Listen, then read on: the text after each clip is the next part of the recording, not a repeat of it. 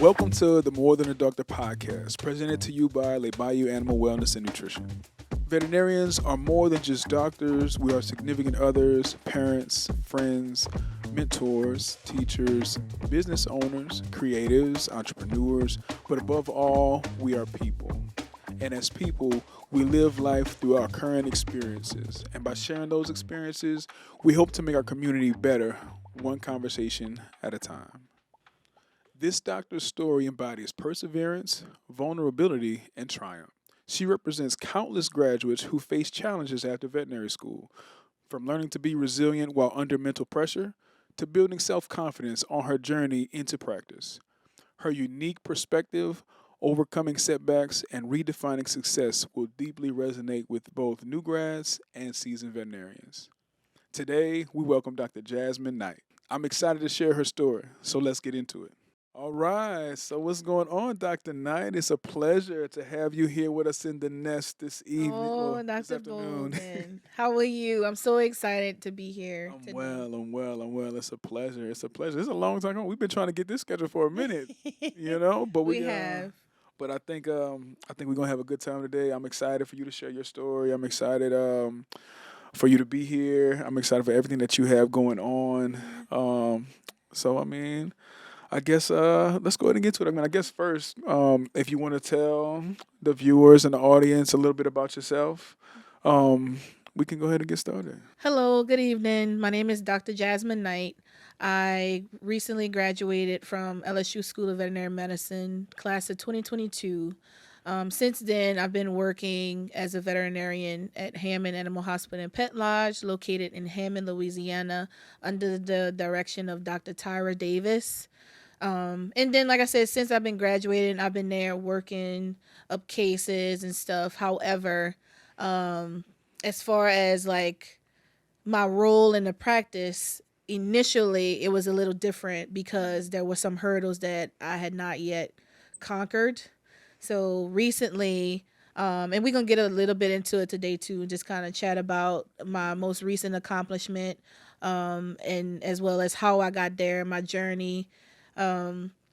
Also too, in the meantime, I am the medical director at the hospital, so I kind of oversee, outside of the caseload, I oversee the technician aspect of things, making sure that the hospital runs smoothly. We have what we need, equipment-wise, drug-wise, and just anything to kind of just be there and help things flow. Okay, all right. Well, you want to tell them where you're from? I'm from Belrose, Louisiana. Oh, Lord, I'm sorry I didn't even shout out my hometown. There I'm you sorry, go. hometown. Let them know. I'm from Belrose, Louisiana. Yeah. Located in Assumption Parish. There you go. All right, baby. I see you. All right. Well, now that we got those out the way, take us back to graduation 2022. Like what feelings or emotions did you feel then? Like how did that experience play a role, and then how did that shape your outlook on That's a good the question. field? I was nervous, I'm gonna be honest, because I knew I was gonna be a new grad, and just like in human medicine, you always want to stick to your doctors that you've been knowing. So being a new grad, it's just like you have to earn trust from the clients. Right. It's a new setting, a new environment, faster pace. True. And it's more realistic versus what you learn in school as far as like the book work. Yeah. But however, I was still excited at the same time to get started with quote unquote my life, I guess you would say. But most definitely now that I'm into the gist of things, I would definitely say that I'm still as excited as I was. Okay. It's just now I have to kind of learn to slow down and take things day by day. Right. Yeah. Okay. Was did you have like a preconceived outlook or a path of what you thought, a version of how you thought things were gonna go? I did, and I was definitely wrong. Well, tell us a little bit more about that. Everybody thinks, and I thought this too, I thought it was going to be more so along the lines of because I'm in small animal practice. We see mostly canines and felines, but we do have a couple of pocket pets every now and then. I just thought it would be just our everyday dogs and cats that come in, but surprisingly, we've had a pig come in, we've had birds come in, rabbits. It's just, you never know what you're gonna get, and I thought it was just, dogs and cats coming in for wellness and preventative medicine, because of course that's important, but also too, you have to think about, as pets mature and as they age, also comes certain disease processes that affect them, as they get older and as they grow. And so that changes as far as how we go about the game plan, the treatment plan, what we're going to do, at the same time making sure we keep the animals' well-being in mind. But I had a misconception that I was going to come in and it was going to be healthy, always healthy dogs and cats. But, when you think about it, veterinary medicine is a practice. Yes. So you just, like I said, you just never know what you get. Yeah. No, definitely. I think I could imagine. I mean, I think when I got out of school, I didn't know what to expect. I'm gonna be honest. I didn't know what to expect, especially like when I first started. I was doing my first day working was like emergency on a Saturday, Oh, Lord. and so I didn't know what to expect. And I think my first case was like vomiting and diarrhea, and I'm looking like, bruh.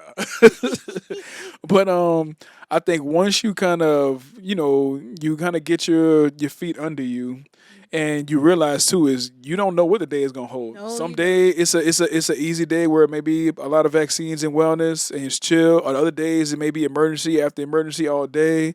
Other days you're gonna have like a board of surgery staring you in the Yeah. face when you walk in. So, but I think too though, that's one thing that I love because every day is not the same.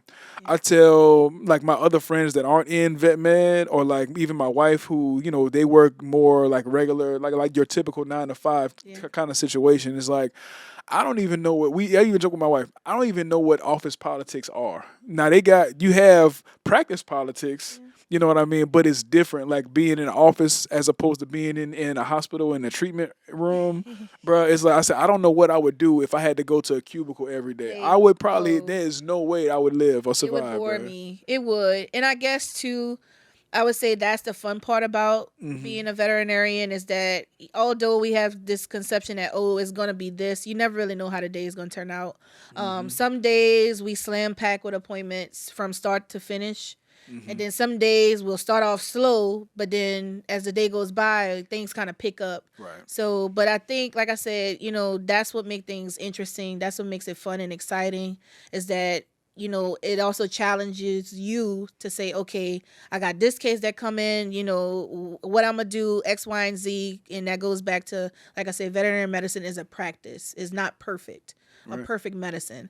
So you always make sure that you tailor your plans according to the patient, because each patient is different. No, you're right. And that's a good point because you can even have the same or similar patient like appointments come in. So you might have 2 or 3 dogs that come in with like skin issues or vomiting diarrhea, like within that. But the way that it presents between the patients can be different, and the way that you approach it may be different as well. So that's another thing to think about too, because no 2 cases are exactly the same. No 2 cases is definitely not the same. Yeah.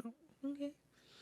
So you mentioned about a obstacle that you got over or you conquered recently. You want to tell us a little bit about that? Yes, I would be glad to. So I unfortunately was one of the students that did not pass NAVLE. NAVLE stands for the North American Veterinary Licensing Exam, which is an exam that you have to pass in order to obtain your license in the United States. The first time I took my test, I took it actually the fall before I graduated, in fall of 21. Unfortunately, I did not pass it. So from there, I kind of went into a little depressed state, because there were a lot of my classmates that actually did pass the test. At the same time, my thought process was, what did I do wrong? What's going on? Why am I not passing this if I've already passed all of the exams that we've had thus far in school? Right. So I got myself together, regrouped, prepared myself again to take the test the second time in the spring of 22, right before I graduated. Took the test again for the second time. I improved as far as my score. However, second time I did not pass. So from there, it's just like, okay, well, I'm graduating. I'm going out into the real world. What am I to do now as far as until I sit to wait to take it again? And in that meantime, that's when I started working in Hammond. And so I learned pretty quickly that the book work versus what we learn in school in reality is two totally different things. Correct. However, you still need to work somewhere in the practice so that way you can see the drugs every day. You can see different caseloads. You can see like you said, the vomit and the diarrhea to see how it's worked up. And that way you can challenge yourself and kind of say, okay, well, this is how it's done in the book wise, but in the real life, this is how it's done realistically. Because you also too have to think about owners, financial constraints that they have. Right. So in the meantime, I scheduled to take my test again the spring of 23. While in the meantime, I was preparing myself. I was also working, studying, trying to get my feet under me. Took the test again in the spring of 23. I was excited because I felt more confident. I felt I knew the information. Unfortunately, I didn't pass again. So from there, I was just like, okay, well, I need to do something. Like something is wrong. Like I'm studying the material. I'm using the two programs, Zuku and VetPrep. And so I was just like, okay, do I need to do both? Do I need to do one? Do I need to look at other stuff? And I felt as though at that point in time, I started looking at so many things. It also caused me to get overwhelmed. And so that kind of shifted my focus as far as like, I was so busy worrying about trying to get through all the material than actually physically studying. So then I scheduled my tests for the fall of 24. And so by the grace of God, God sent another mentor and an angel my way. His name is Dr. Bolden. And so Dr. Bolden, I can't tell you how grateful I am that you were sent my way, because you actually took the time to sit down with me and say, okay, let's start from the beginning. Let's see what you're doing. Let's see, where your head is at. Let's see your thought process. And not only just me, but I was also studying with another student too as well. Just for confidentiality, I'm not going to say her name because, she's a really good friend of mine. But just us working together and you actually taking the time to sit down with us to see, okay, what are you doing? What materials are you using? Let's come up with a game plan. Right. So from there, I took the NAVLE again, the fall of 24. Again, I did not pass. So from there, I was just like, okay, what am I doing wrong? What do I need to do different? Although I will say the fourth time that I took the exam, that was the closest that I had to my passing score. And I owe a lot of that to you, because you were the one that came in and revamped my thought process. And you was like, you got to make time to sit down and study and focus. And I think at the time, being a working student, being in a practice, like I said, I saw the cases every day. It wasn't that I didn't know the material. It was that my thought process and how the questions are formulated, I had to get used of the format. Yeah. And so, growing up, I'm gonna be honest with you, I did struggle with reading comprehension, but the LEAP, the Iowa test, I always passed with flying colors. So I was just like, why can I not pass this one test that I need in order to get my license and, like I said, go back to move on with my life? Right. And so we revamped after the fourth time. We came up with a game plan, and that's when you say, okay, I see now what you're doing wrong, which was I was focusing so much on things that I was getting right as far as the practice questions instead of focusing on what I didn't get right, and put more emphasis on making sure I knew that information, because I was doing what you call the feel-gooder studying, going back to stuff that I already knew. Right. But still in all, like I said, I'm just very grateful that you came my way, because you actually took the time to sit down and say, hey, I want to mentor you. I know I can help you do this, because you was also in a similar situation. And so that's why I don't mind sharing my story about how it took time, perseverance, trust to get here, because I also trusted you to lead me and guide me Yeah. to ultimately achieving my goal, which was passing my NAVLE. Yes, indeed. And now we here, bro. Yeah, We now here. we here. So I appreciate you sharing that because I know that I know at certain points in times, like when I initially met you, when we initially met, and then where we've come from then up until now, I know it's been a roller coaster. It has. It's been a roller, but It has. but I also know too that you sharing your experience will help somebody else Yeah. because, like I said, even though I have a similar experience, my experience is still different. Right. But I will say this, like I knew, but like when we met, the craziest thing is like I knew that we were supposed to cross paths because like when you started telling me your story, I was like, bruh, I said, there's no way that God could have like meant this at any other time because I was in your shoes. Because I said, I know it is like to take it the first time in the fall before graduation, then to take it in spring right before graduation time and to not pass either time. And you at graduation, you want to feel good, but you still have this sinking feeling in your stomach because you're like, well, what am I gonna do? Because like for me in particular, like that meant I couldn't go do my internship that I had got matched when I got for the match program. That meant it's almost just like you said. It's like I had to almost like life was put on hold. Right. And I think too, and I also have to give major credit to my boss, Yes, Dr. Tyra Davis. Shout out to Dr. Davis. Because I actually met Dr. Davis through Dr. Annie Daniel, who is the founder of National Association for Black Vets. Yes. And so from the beginning, when I met Dr. Davis, when I was even in school, Mm-hmm. she always told me, she was like, your goal is to matriculate. The goal is to matriculate. Right. But because I had formed a relationship with her, and I always knew I wanted to go and work at the practice with her or under her direction.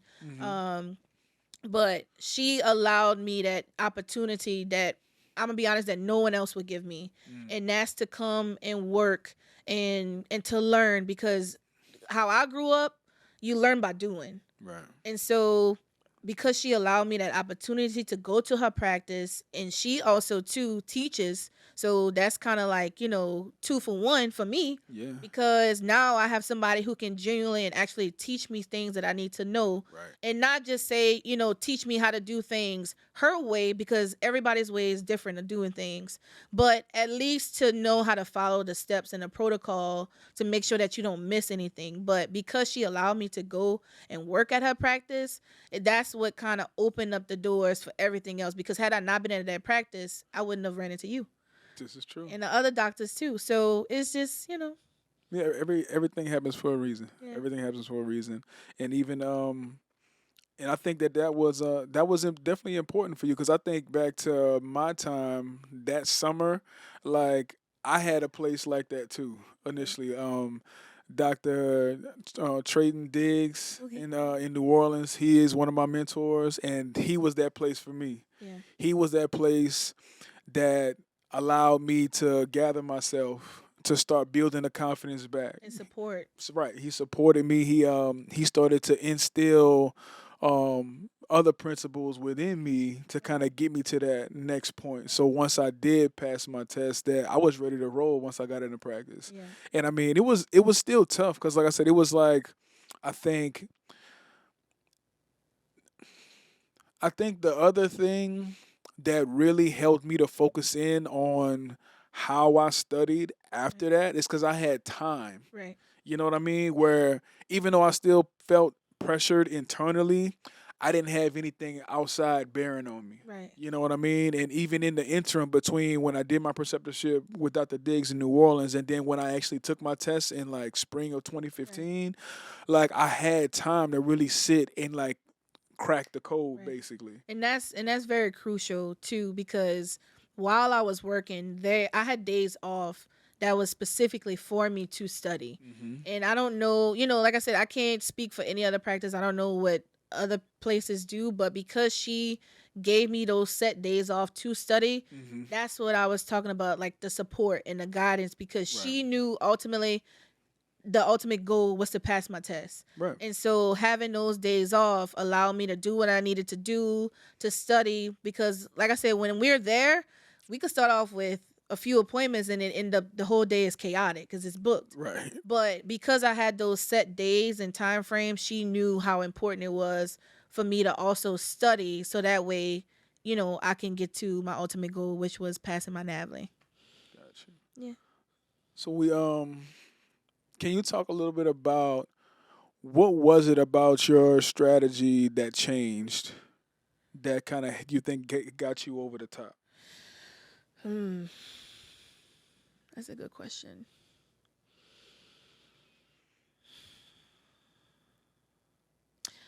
I think it came down to outside of focus, actually sitting down and carving out time. Mm-hmm. So you always say, Jazz, you need to carve out time for this. You need to actually sit down and put away all the distractions to do it. Because until I actually sat down and carved out time to Right. focus on the things I needed to focus on, Mm-hmm. I think that's what was the pivotal turning point for me as far as getting over the hump. Because like I said, we sat there, we went through questions. You saw how my thought process was. Mm-hmm. You saw, I had already taken the test, you know, previously, so I knew the format of the test. Right. But that doesn't necessarily mean it's going to be the same questions because the questions Right. change. Correct. So learning how to actually sit down and focus on, you know, what I got wrong, or not necessarily what I got wrong, but digging deeper into explanations on the questions that I may not necessarily knew the answer to right away or was as knowledgeable of, and Mm-hmm. knowing the format. I think that was truly what the turning point was in making sure that I carved out time to Right. go through things instead of going back to only the questions that I previously got right on the practice test or like the practice program. Mm-hmm. But I think that's what was the ultimate turning point for Gotcha. me. And when you say carving out time, I mean, and I think students out there, can attest to that as well. But I think it's like it's more than even carving out the time. It's about having deep, focused time Yeah, where it's like you're not just going through the motions right. type, or like you're not just how like you could be at work or you could be in clinics and you could be like going through questions. You can have that, but you also too need dedicated time to go into like to go from committing this to like short term memory The long to term. long term memory. So how you we talk about when I say that, what I'm talking about is just how you mentioned before about learning the verbiage, finding the key phrases, Right. finding the slight tweaks they may make in the question that can potentially change the answer to the Answer. question. Right. You see what I mean? Right. And also too, within that focused time is also too we have focused material Yes. that is going to be our bread and butter.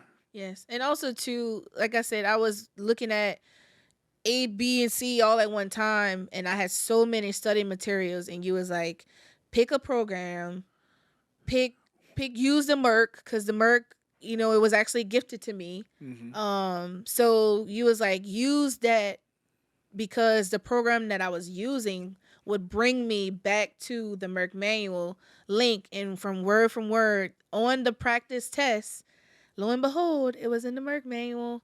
So I would also say too, like you said, having that deep focus helped most definitely.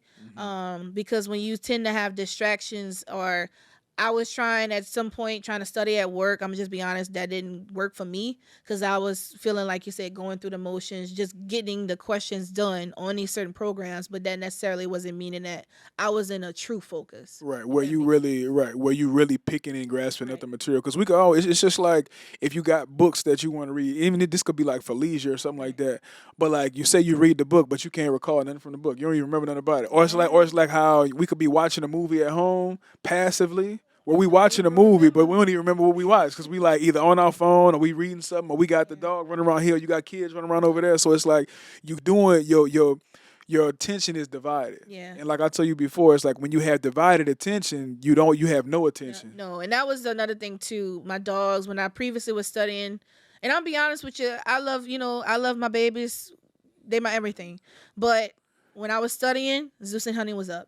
Yeah, The phone was away, and I actually had a kitchen timer there you go. that I use. But also too, another thing that I failed to mention, I was always taught practice how you're going to play.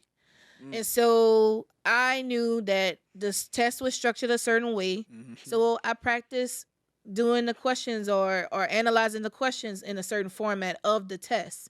So that way when test day come is as realistic as possible, and I knew what I was going to get as far as the results Right. because I practiced how I played. Exactly. Exactly. I mean, I said the same thing is like you want to simulate as close to testing day as As possible. possible.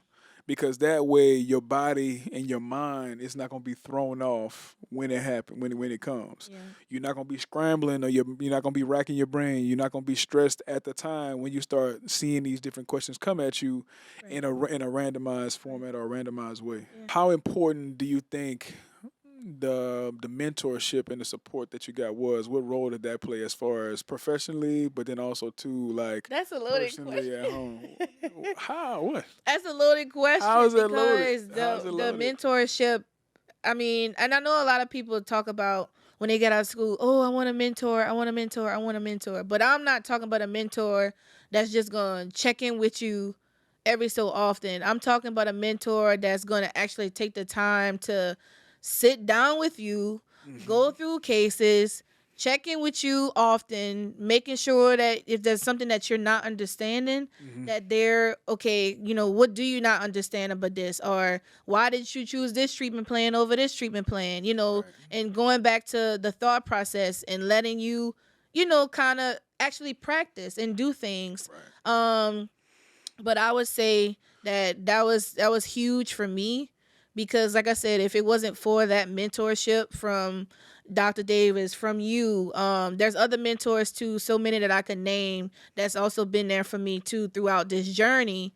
But at the same time, it's just like I don't think when people say the word mentor that everybody just think it's just somebody to check in with you. Right. But that's not what it means. And I know it can mean different things to different people. Mm-hmm. But to me, it means somebody being there for you physically, emotionally, spiritually too. Because, affirmations is a thing. Yeah.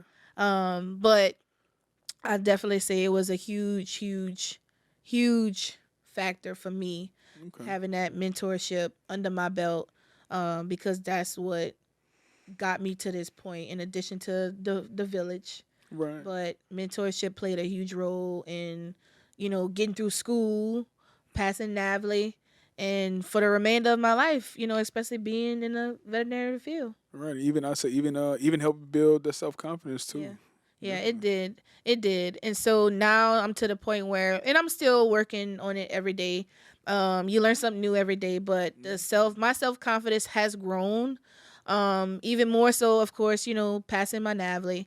But it wasn't that, like I said, that I didn't know because I was already doing the things. It's just that I had to get over this one hump. Right. But since then, it has truly, improved my self confidence because, yeah. Oh no, I was gonna say, do you think that has like opened the floodgates to even like level up your confidence even more, Yeah, even more so? it has. Yeah, It I can tell definitely because I mean has. you definitely walk a little bit lighter Yes. now. Oh It's yeah. like for sure you Because definitely been walking a little bit I lighter. was So. I was heavy footed for a good little while until after I passed that test. And once I passed that test, the weight came off of my shoulders. Also, too, I don't think some people realize the effect that it has on your family. Okay. I'm very Yeah. close to my family, especially my parents, my mom and dad. They've been through pretty much since I was a child. They've always been there. School, sports, they've always been involved. And so because this hurdle was weighing so much on me, it weighed on my parents too. Hmm. Because financially, it weighed on us emotionally because they knew I wasn't truly where I wanted to be because I hadn't passed the NAVLE yet. Right. And so I couldn't really move on with my life and do what I wanted to do, being through school, making all these sacrifices. I couldn't live the life I wanted to live, being a general practitioner. And so they saw, from the outside looking in, it also Right. weighed on them as well. But that brings up like a interesting, I guess, idea or perspective because our families and our significant others, they are on this journey with us Oh, too. yeah.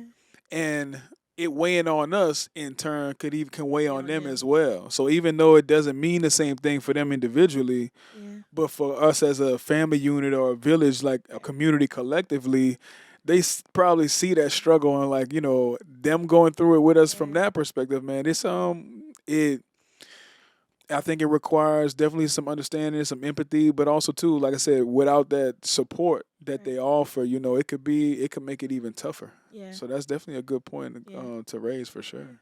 So what do you think has been your toughest challenge in making the transition from school to practice? Mm. I would say the toughest challenge for me going from school to practice would be building trust Mm, with the okay. clients. And I say that to say this because the thing about it is that I came into a practice, a family practice. And I say family practice because it is a family practice. Yeah. Because my boss has established so many close relationships to the point where, she can tell you son, daughter, what they do, what they in school for. Hmm. And so that makes it a little more challenging for me because now I'm the newbie. And so now I have to almost, in a way, kind of win over their trust, but get them to trust me just as much as they trust her. Right. And I would say so far, I've been doing a pretty decent job.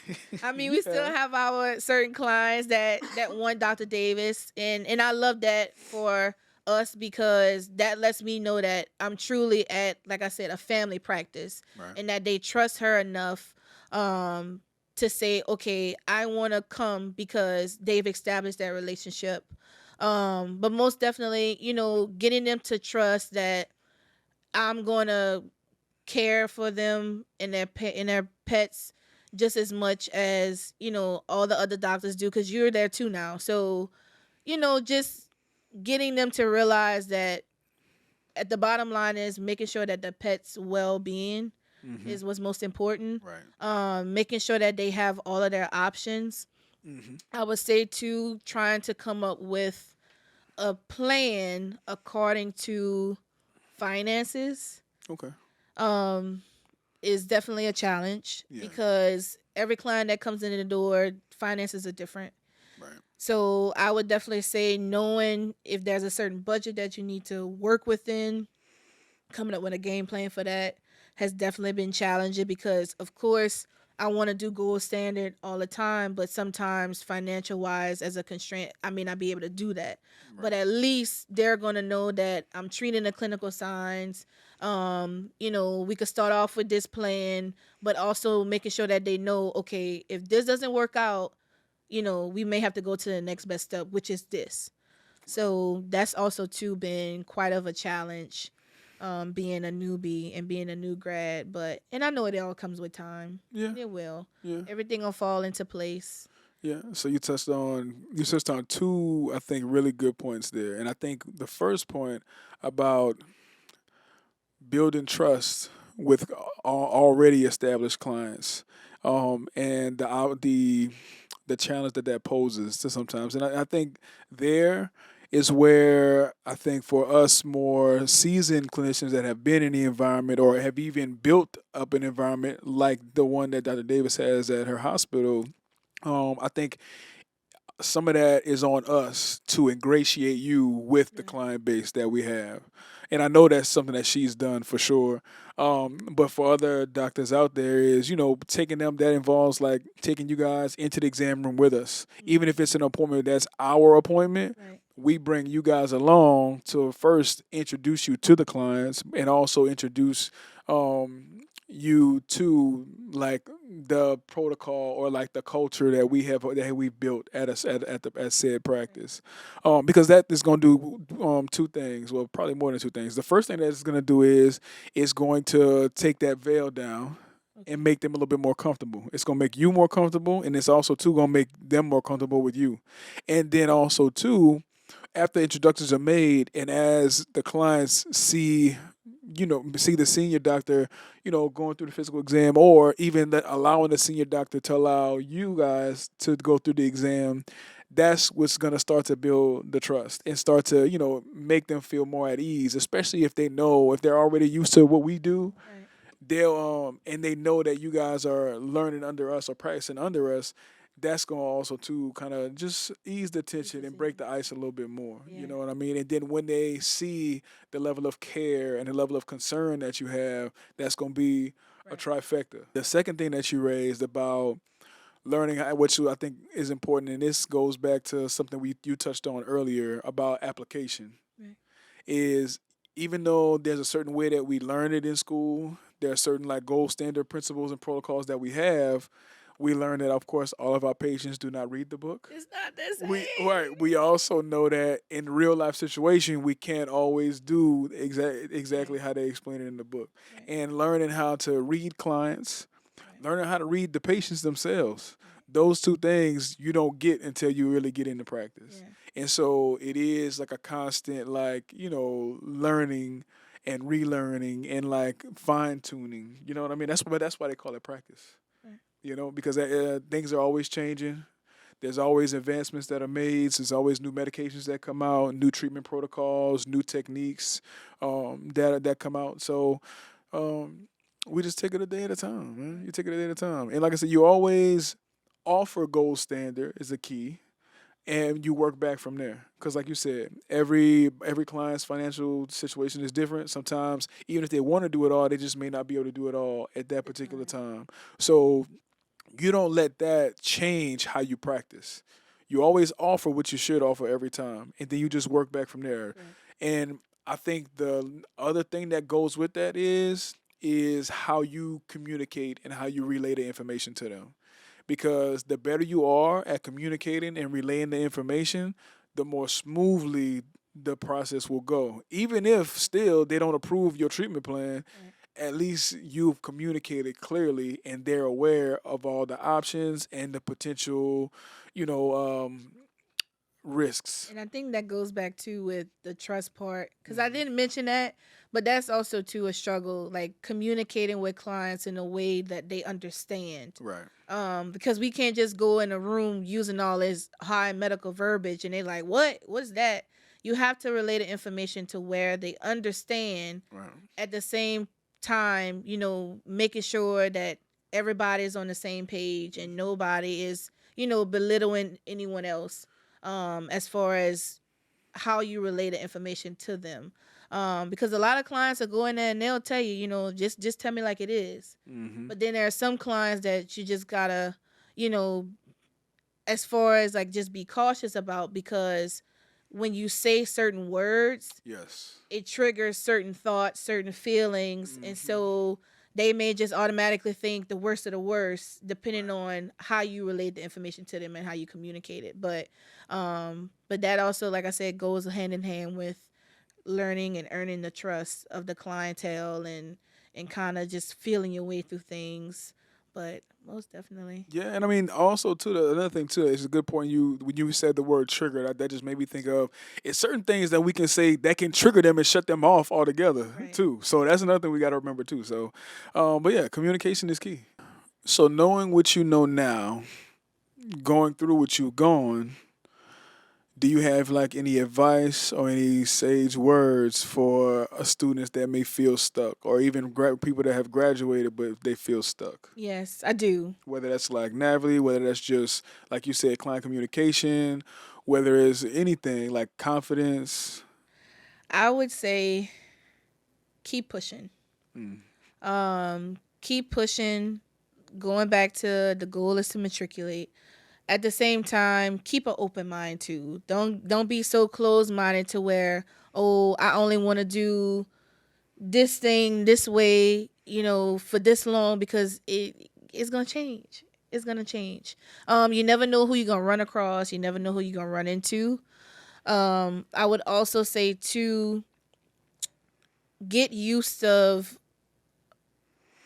accepting constructive criticism. Mm. Okay. A lot of individuals always, well, I ain't gonna say always. A lot of individuals take criticism in a negative aspect. And it's like, and I know sometimes, depending on how it's relayed, I get it, but that's your opportunity to take that criticism and to make yourself better. Right. To improve yourself, also to to learn new ways, learn new methods, but that also goes back to keeping an open mind too, and allowing yourself to change and grow, because everybody's like, oh, you change, oh, you doing this or that, but you got to think about it, everybody's going to change, everybody's going to grow. You should change, you should want to change, because if you're stagnant, then that means you're not progressing as you should. Right. But I would definitely say, keep an open mind, be open to constructive criticism, keep it positive, and keep pushing. Yeah. Because you can do it. You can. Yep. You can definitely do it. I did it. There's other doctors that's been in my situation. And, I don't know, what everybody's journey is like, because everybody's journey is different. But, like I said, keep pushing and stay positive. Yeah, criticism is a catalyst for growth. There you go. Yeah. That's a good one. Or like as the wise Dr. Davis says, you bloom where you're planted. You bloom where you're planted. Yep.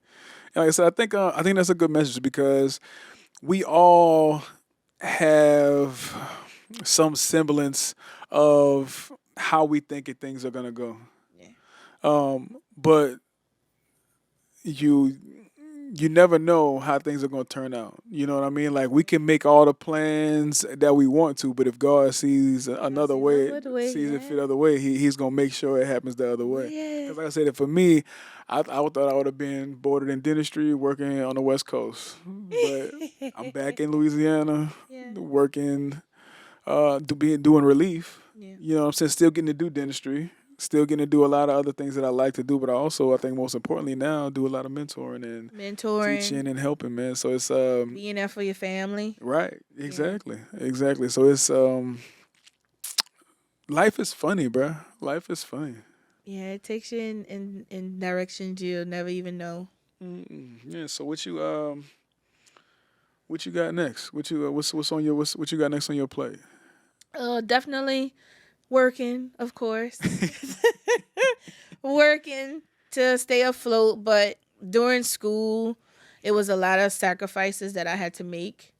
A lot of things that I missed out on, unfortunately, but at the end of the day, I thought about the bigger picture. Right. So now, since I have the opportunity I do want to travel a little bit more. I get to be with my family a lot more than I did while I was still in school.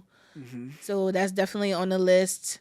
I do have a strong interest in dermatology. Okay. So I was thinking at some point, maybe venturing down that route. I don't know. But that's definitely a strong interest, derm, especially being down south, because we see a lot of itchy, scratchy dogs, yeasty skin. Sorry, Frenchies, but y'all on the list, bulldogs. But that's one of my primary interests too. And then too, I do love soft tissue surgery as well. I do. Okay. But that's some things that I definitely want to dabble into in the near future, derm and soft tissue. Okay. All right, I like that. I like that for you. I like dermatology for you. I think that's right up your alley for sure. I like this stinky skin. Give me the itchy stinky skin. Because a lot of doctors don't, they don't want food with the itchy skin. And there's always something with the dogs, especially down south, in the way that our weather is here. True. Well, I think that brings us to a close today. I really appreciate you coming through. Thank you, Dr. Golden. Thank you for having me. Nah, my pleasure. It's been my pleasure. We're going to have to get Dr. Davis up in here. Oh, yeah. Oh, she coming. She coming. Thank you for spending some time with us today at More Than a Doctor. If this episode resonated with you, share it with someone. If you have any topics you'd like us to cover or any suggestions for future guests, you can connect with us on TikTok, IG, or YouTube. And don't forget to check us out on all your favorite streaming platforms. See you in the next one.